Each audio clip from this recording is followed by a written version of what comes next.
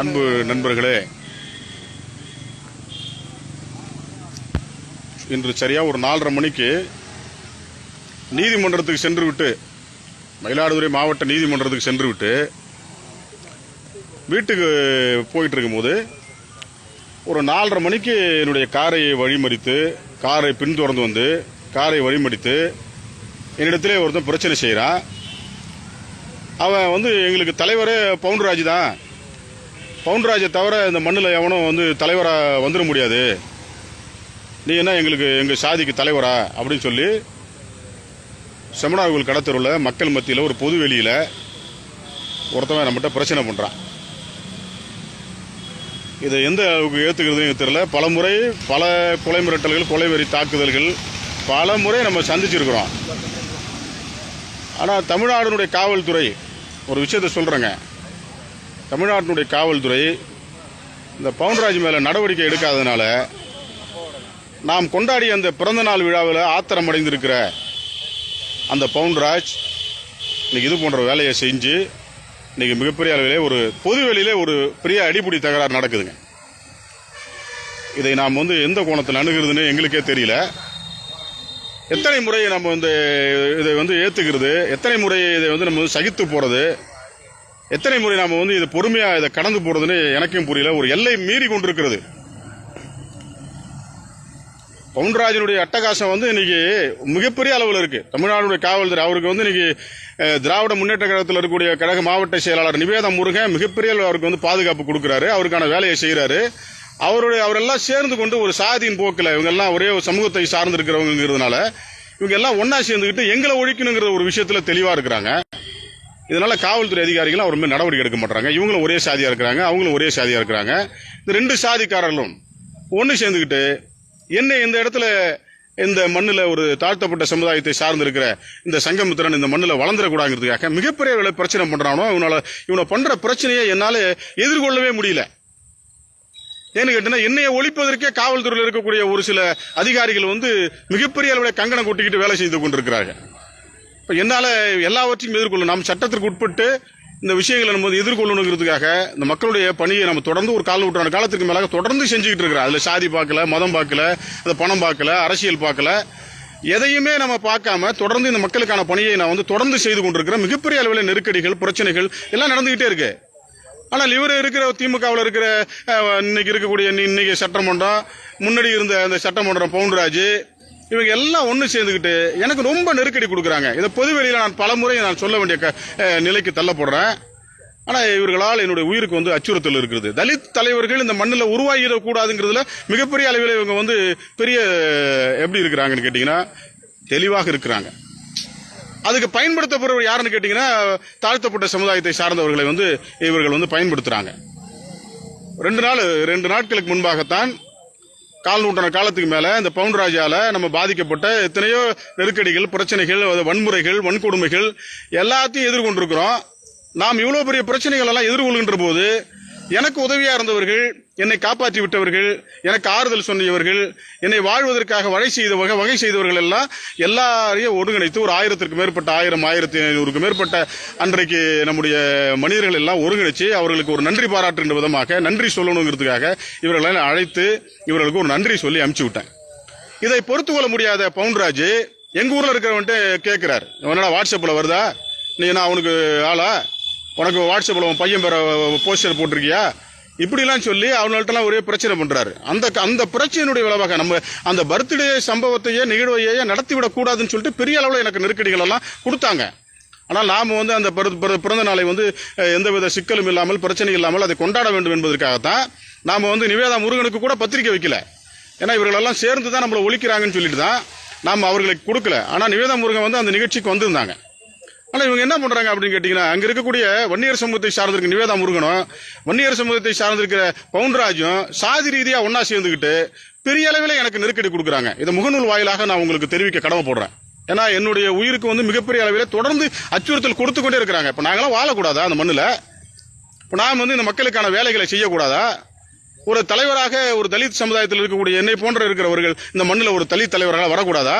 இல்ல மாற்று சமுதாயத்துக்கு நாங்கள் வேலை செய்யலையா? வன்னியர் சமுதாயம் சொல்லிக்கிட்டு நாங்களாம் வந்து படையாச்சின்னு சொல்லிட்டு சாதியா நீங்க 2 பேரும் ஒன்னா சேர்ந்துக்கிட்டு எனக்கு இவ்வளவு பெரிய நெருக்கடி கொடுக்குறீங்களே. ஆவிழி கரையில செத்து போயிருக்கிற குணசேகரன், உங்களால பவுன்ராஜாலையும் நாயகடி நாகராஜாலையும் கொலை செய்யப்பட்ட ஆவிழிக்கரை குணசேகரன் மகன் குணசீலன் வன்னியர் சமுதாயத்தை சார்ந்தவன் தானே? ஏன் அவர்கள் எல்லாம் நீங்க பாதுகாக்காம என்னைய நான் தான் பாதுகாத்தவன? இறந்து போயிருக்கிற குணசீலனுக்காக, குணசேகரன் மகன் குணசீலனுக்காக போராடியவன் தாழ்த்தப்பட்ட சமுதாயத்தை சார்ந்திருக்கிற சங்கமித்திரன் தான். ஆனா என்னைய வந்து நீங்க அவர்களெல்லாம் பாதுகாக்கிறத விட்டுட்டு இன்னைக்கு எனக்கு மிகப்பெரிய அளவு நெருக்கடி கொடுக்குறீங்க, பிரச்சனை செய்யறீங்க. என்னோட உயிருக்கு வந்து அச்சுறுத்தல் இருக்கு, என்னோட உயிருக்கு வந்து பாதுகாப்பு பெற்ற ஒரு சூழல்ல இன்னைக்கு நான் வாழ்ந்து கொண்டிருக்கிறேன். இதை இந்த முகநூல் வாயிலாக பார்த்து கொண்ட உயர் அதிகாரிகள் புரிஞ்சுக்கணும். திராவிட முன்னேற்ற கழகத்தில் இருக்கிற மாவட்ட கழக செயலாளர், அதிமுகவில் இருக்கக்கூடிய மாவட்ட கழக செயலாளருக்கு மண் வைக்கிறாரு. அவர் வீட்டு வண்டியில தான் மண் வைக்கிறாரு. 16,500 ரூபாய்க்கு அந்த மண்ணை கொண்டு வைக்கிறாரு. இது தொடர்பாக நாங்கள் வந்து மேல்மட்ட அளவில் அந்த செய்தியை சொல்றோம். இவங்க 2 பேருமே ஒன்று சேர்ந்துக்கிட்டு மிகப்பெரிய அளவில் எனக்கு பிரச்சனை கொடுக்குறாங்கிறத இந்த முகநூல் வாயிலாக நான் சொல்றேன். இதை வந்து யாருக்காகவோ இந்த விஷயத்தை நான் சொல்ல வரல. இதை பார்த்து கொண்டிருக்க அதிகாரிகள் இதை புரிஞ்சுக்கணும். இதை வெட்ட வெளியில இந்த பொதுமக்கள் மத்தியில் சொல்ல வேண்டிய கடமை எனக்கு இருக்கு. ஏன்னா அவ்வளவு பெரிய அச்சுறுத்தல் கொடுக்குறான். இப்போதான் 2 நாட்களுக்கு முன்னாடி தான் ஒரு பிறந்தநாள் நிகழ்வை நடத்துறேன். இந்த பிறந்தநாள் நிகழ்வுல எனக்கு உதவி செய்தவர்களுக்கு ஒரு நன்றி பாராட்டுகின்ற ஒரு நிகழ்வை வைக்கிறேன். என்ன பண்றான் அப்படின்னு கேட்டீங்கன்னா, ஒரு என்னுடைய சமுதாயத்தை சார்ந்திருக்கிற தாழ்த்தப்பட்ட சமுதாயத்தை சார்ந்திருக்கிறவனை இன்னைக்கு தூண்டி விட்டு இன்னைக்கு என்னுடைய காரை மறித்து, என்னுடைய காரை என்னை வந்து அடித்து, என்னுடைய சட்டையெல்லாம் பிடிச்சி கிழிச்சு, ஒரு பொதுவெளி எங்களுக்கு உணர்ச்சிகள் இல்லையா? எங்களுக்கு சாதி பலம் இல்லையா? நல்லா இருக்கிற நீங்க எல்லாம் ஒரு சாதியா சேர்ந்துக்கிட்டு எங்கிட்ட பிரச்சனை பண்ணீங்க சொன்னா, அப்புறம் நாங்கெல்லாம் சாதியா சேர்ந்துக்கிட்டு உங்ககிட்ட நாங்க பிரச்சனை பண்ண மாட்டோமா? இல்ல, நான் இந்த கேள்வியை கேட்கிறேன். அதிகாரிகள் வந்து இது போல இவ்வளவு பிரச்சனை இருக்கு, இதை ஏன் நீங்க சரியா செய்ய மாட்டீங்க? கார்ல போயிட்டு இருக்கேன், நான் பாட்டுக்கு போயிட்டு இருக்கேன். என்னுடைய மகனை வந்து பள்ளியில் அழைப்பதற்காக நான் சென்று கொண்டிருக்கிறேன். ஏன் வண்டியை துரத்தி வந்து என்னிட்ட பிரச்சனை பண்ண வேண்டிய அவசியம் என்ன இருக்கு? இல்ல, எங்களுக்கு ஒண்ணுமே புரியல. மாவட்ட செயலாளர் திமுக இருக்கவர் அதிமுக மாவட்ட செயலாளர் கைகோர்த்து கொண்டு எங்களுக்கு பெரிய குடைச்ச கொடுக்கிறாருங்க. தமிழ்நாட்டினுடைய முதல்வர் அவர்களுடைய பார்வைக்கு இதை நான் கொண்டு வரேன். தமிழ்நாட்டினுடைய முதல்வர் அவர்களுக்கு இந்த அவருடைய பார்வைக்கு நான் அதை கொண்டு வரேன். வாழ முடியவில்லை, எங்களால வந்து இந்த மண்ணில் வாழவே முடியவில்லை. அவ்வளவு பிரச்சனைங்க. அப்புறம் வீட்டுக்கு நேரம் போய் சேர்ந்திருப்பேன். அந்த பிரச்சனையை வளர்த்துட்டு திரும்பி நீங்க செமனார்களோட காவல் நிலையத்தில் நின்று கொண்டிருக்கிறேன்.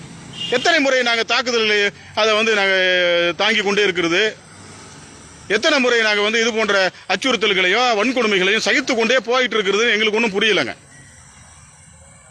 எங்களை வன்முறையாளனா உருவாக்குற ஒரு வேலையை செய்கிறாங்க. நாங்களாம் அந்த வன்முறையை செய்யக்கூடாது, சட்டத்துக்கு உட்பட்டு செய்யணுங்கிறதுக்காக தான் பல வருடமாக சட்டத்திற்கு உட்பட்டு அந்த சட்டத்தின்படி நடக்கணுங்கிறதுக்காக சில வேலைகளை பொறுமையா இருந்து செய்து கொண்டிருக்கிறோம். தொடர்ந்து இதில் பயன்படுத்தப்படுகிறவர்கள் 2012 வெட்டும்போது கூட பறையர் சமுதாயத்தை சார்ந்திருக்கிறவர்கள் பல பேர் இருந்தான், அவன் மேலும் நடவடிக்கை எடுக்கல. தேவர்கள் இருந்தா அவன் மேலும் நடவடிக்கை எடுக்கல. வன்னியர்கள் இருந்தா அவன் மேலும் நடவடிக்கை எடுக்கல. இப்போ ஒரு பிரச்சனை நடக்குது. எல்லா வழக்கு நான் போடுற வழக்கு எல்லாத்தையும் நீங்க ஊத்தி மூடி போயிட்டே இருக்கிறீங்க. எதை காட்டுதுன்னு எங்களுக்கு ஒன்றும் தெரியல. எதை தான் இந்த அரசு விரும்புகிறதுன்னு தெரியல. அதிமுக ஆட்சி காலத்துல தான் அவ்வளவு பிரச்சனைகள் நடந்தது. அதையெல்லாம் பகுத்து கொண்டு சகித்து கொண்டு வாழ்ந்தோம். திராவிட முன்னேற்ற கழகமாவது வந்த பிறகாவது இதுல ஏதாவது நல்லது நடக்கும் அப்படின்னு சொல்லி எதிர்பார்த்தாலும், திராவிட முன்னேற்ற கழகத்தில் இருக்கக்கூடிய மாவட்ட செயலாளர் திவேதா முருகன் இன்னைக்கு பவுன்ராஜோட கை கோர்த்து கொண்டு எங்களுக்கு பெரும் நெருக்கடி கொடுத்து கொண்டிருக்கிறார். இதெல்லாம் அதிகாரிகளுடைய பார்வைக்கு நான் வந்து கொண்டு வரேன். வாழ முடியல. இதுல ஒரு சரியான முடிவை இந்த மாவட்டத்துடைய காவல்துறை எடுக்க வேண்டும். எங்களோட உயிருக்கு வந்து தொடர்ந்து அச்சுறுத்தல் கொடுத்து கொண்டே இருக்கிறான். சகித்து கொண்டே போறனா, எவ்வளவு சகித்து கொண்டு போறதுன்னு எனக்கே தெரியல. இதுக்கு கூலிப்படையா செயல்படுறவங்க தாழ்த்தப்பட்ட சமுதாயத்தில் இருக்கிறவன் பாதி பேர் இருக்கிறான். இந்த கூலிப்படையில எல்லாம் அந்த காவல்துறைக்கு தெரியுது. கூலிப்படையா இருக்கிறவங்க எல்லாருக்கும் தெரியுது. காரைக்காலில இருந்து சாராயத்தை கடத்தி தமிழ்நாட்டில் விற்கிற கூலிப்படைகள் இன்னைக்கு நிறைய பேர் இருக்கிறான். ஆனா எந்த விதமான நடவடிக்கையும் இந்த காவல்துறை அதிகாரிகள் எடுக்காம நாங்கள் தொடர்ந்து இதுல பாதிக்கப்பட்டு வந்து கொண்டே இருக்கிறேன். உயிருக்கு பெரிய அச்சுறுத்தல் இருந்து கொண்டே இருக்கு. இதெல்லாம் யாருகிட்ட சொல்றதுன்னு எங்களுக்கே ஒன்றும் புரியல. எல்லா அதிகாரிகளுக்கும் சொல்றோம், எந்த அதிகாரிகள் நடவடிக்கை எடுக்கிறதா எங்களுக்கும் தெரியல. எனவே இன்றைக்கு பாருங்க, 2 நாட்களுக்குள்ள ஒரு சந்தோஷம் கூட இருக்க முடியல. 3வது நாள் தாக்குதலுக்கு உள்ளாவற. இதே செமனார்கள் காவல் நிலையத்தில் 2018 ஒரு பெரிய தாக்குதலுக்கு உள்ளான, 2012 பெரம்பூர் காவல் நிலையத்தில் பெரிய தாக்குதலுக்கு உள்ளான, 2004 பொறையார் காவல்துறையில காவல் நிலையத்தில் 13 பிரிவுகளின் கீழ் வழக்கு பதிவு செய்யப்படுது. பெரிய அளவில் அந்த பவுண்டராஜ் அங்க வந்து ஒரே சாதிக்குள் ஒரு பெரும் கலவரத்தை உண்டு பண்ணி எங்களை வாழ விடாம செஞ்சான். எனவே இந்த காவல்துறைக்கு ஒரு தாழ்மையான வேண்டுகோளை நான் வைக்கிறேன். இந்த மண்ணில் நாங்களாம் வளரக்கூடாது, வாழக்கூடாது அப்படின்னு சொன்னா எப்படின்னு சொல்றேன். இந்த சட்டம் என்பது எல்லா சாதிக்கும் எல்லா மதத்திற்கும் சமமானது தானே. நாங்க அந்த மண்ணிலே வாழக்கூடாதுன்னு சொன்னா எப்படி? பவுன்ராஜுக்கு நாங்கள் அடிமையாக இருக்கணுமா? பவுன்ராஜ் என்ன எடுத்துக்கட்டி சாத்தனூரனுடைய குட்டி தாதாவா? இல்ல பவுன்ராஜ் வந்து இது மாதிரி ஒருத்தனே தூண்டி விட்டு கூலிப்படைகளை வச்சுக்கொண்டு இது மாதிரி செய்து கொண்டே இருப்பார். இதெல்லாம் காவல்துறை வேடிக்கை பார்த்து கொண்டே இருக்குமா? மிகவும் ஒரு வருத்தமான, எதிர்கொள்ள முடியாத, ஏற்றுக்கொள்ள முடியாத ஒரு பிரச்சனையில நம்ம வந்து இன்னைக்கு வாழ்ந்து கொண்டிருக்கக்கூடிய ஒரு சூழ்நிலை இருக்கிறது. எனவே தமிழகத்தினுடைய முதல்வர், மாண்புமிகு தமிழகத்தினுடைய முதல்வர் அவர்களுக்கு மிகப்பெரிய அளவில் ஒரு கோரிக்கையை நான் முன்வைக்கிறேன்.